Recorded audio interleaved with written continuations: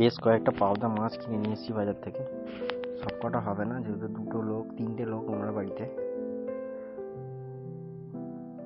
পাবদা মাছগুলো কেটে নেবো। কানের কাঁটাগুলো একটু শক্ত, বাদ বাকি কিছু সেরকম বাছার নেই, যে কেউ বাঁচতে পারবে এই মাছটা।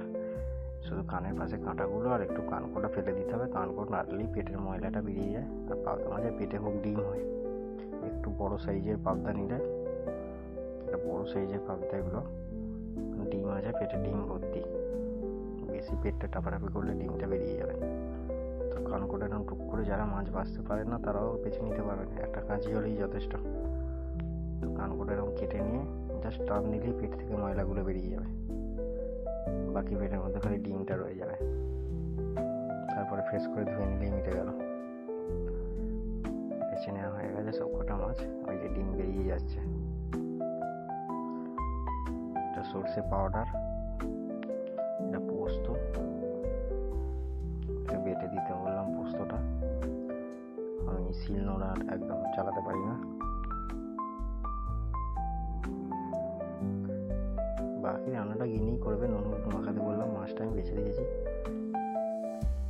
কিছুই কাজ নেই এই রেসিপিটা, কোনো ব্যাপারই না, যে কেউ করতে পারে। বেশি তেলটা গরম হয়ে যাবে, হালকা ভেজে নিতে হবে মাছটা। তেল গরম হওয়ার পরে ছাড়তে হবে। বেশি ফ্রাই করলে হবে না মাছ, এরকম একটু হালকা ফ্রাই। একটু কালো জিরে আর স্বাদ মতো একটু বেশি করে লঙ্কা দিয়ে একটু গরম তেলে নেড়ে নিয়ে সর্ষের পোস্তটা দিয়ে দিতে হবে, বাটাটা। টক করে ফুটছে, একটু ফুটে গেলে তারপর মাছটা দিয়ে ফোটালেই কাজ শেষ। একটু কাঁচা সর্ষের তেল উপরে লাস্টে ছড়িয়ে দিলে খুব ভালো হয়। মোটামুটি রেডি হয়েই গেছে। একটু চাপা দিয়ে এরপর শুধু জলটা মরা নিয়ে, জল মরে গেছে। গরম ভাতে একদম দুর্দান্ত দুর্দান্ত দুর্দান্ত সুন্দর টেস্ট হয়। মুড়োটা ভেঙে গেছে, মুড়ো ভাঙাটাই আমার পাতে দিচ্ছে।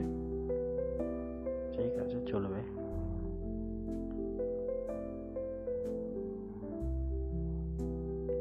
দুর্দান্ত খাওয়া। এর সাথে চিকেন বার্গার আছে, সেটা আর দেখালাম না। মেন আজকে অনেক কিছু হয়েছে রবিবারে। ওকে, বাই বাই।